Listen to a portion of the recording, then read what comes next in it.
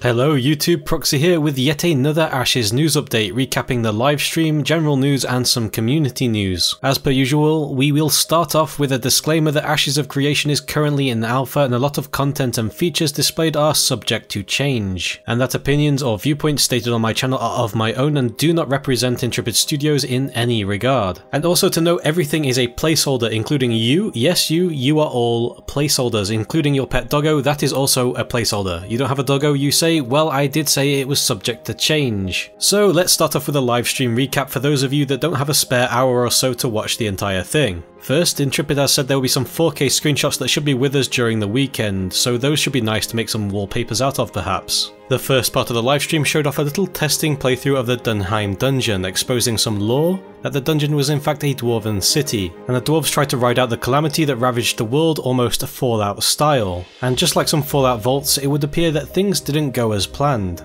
The dungeon in this test is actually quite small. It isn't intended to display a finished product, but does show you what you might expect some parts of the dungeon to be like, with platforming elements and vertigo-inducing drops. This dungeon, while currently having a portal-like entrance, is in fact open world, meaning multiple groups can enter or leave, no separate instances or loading times. Merely an example of what some dungeons can be like, but not quite the finished product or an example of dungeons altogether, as there will be instanced and raid dungeons as well. After the dungeon venture, Stephen and his ragtag band of miscreants ventured into the local node, something that we have seen a few times before in other streams and videos, but this time with a slight difference. Firstly, Sorrow's Hunger was assaulting the node, with it being quickly dispatched to protect its denizens. The more interesting difference though was the racial impact by the players, as Intrepid has displayed how the completion of quests by various races and the contribution they apply to the node can have a visual impact on the node and a physical layout change. We also saw the occurrence of a lovable Fangler critter in its natural environment.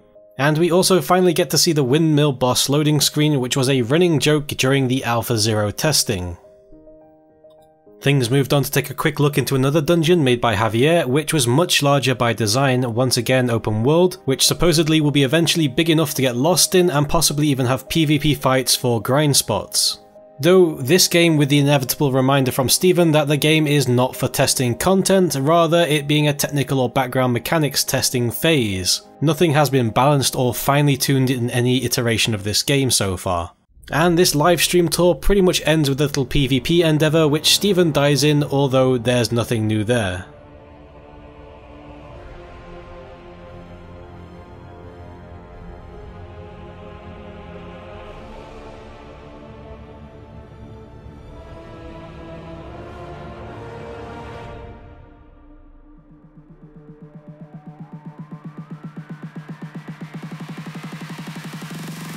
Ready, aim, fire.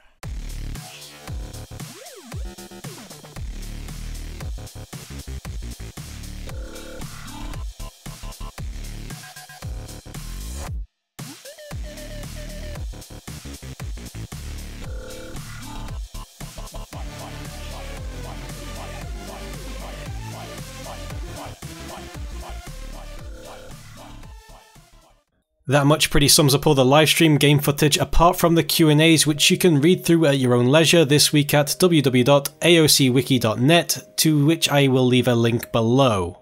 Though speaking of questions, there was quite a few repeated questions, so let's move on to the community news to discuss just that.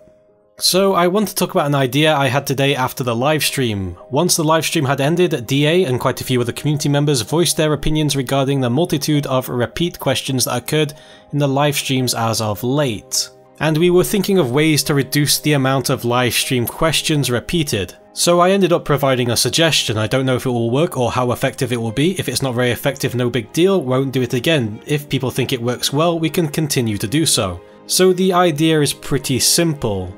In the comments below this video, suggest a question you believe to have never been asked. Once you have suggested a question that has never been asked, look through the comments and give likes to questions you believe that have also never been asked. If you see any questions that have already been asked, provide a link to the answer, either a screenshot from Discord or an AoC Wiki link would do, for example. And then before the next livestream, I'll publish the most liked and original questions to you, the community. And then the final part is quite simple. As a community on the Twitch, forums and Discord Q&A sections, post these questions often, increasing the chance that the original questions are answered. instead of questions like what is a node, which has probably been asked a few million times by now. I don't know how effective it will be, but I figure let's try it out and see how it goes. It's something we can all pitch in together as a community. Not a huge piece of news, but as we were chilling on the official Discord's voice comms last night, Stephen took the time out of his busy schedule to come play some games of Fortnite with community members. And I'd like to thank the people who were there for not bombarding Stephen with a billion questions about AoC, and instead had a relaxed, laid-back conversation with him, and to be honest, it was really nice. And finally, as a piece of community news, Suicidal Dinosaur had created a video named Origin of Ashes, and it's a heavily edited animated music video originally made by Baka Opai, and it's a friggin' hilarious. So major props to this guy for all that time editing, that 4 minutes and 25 seconds of utter madness and memes. So this marks the end of yet another Ashes of Creation news update, and as always guys, if you enjoy my content and wish to see more of it, don't forget to like and subscribe, and as always guys, thanks for watching.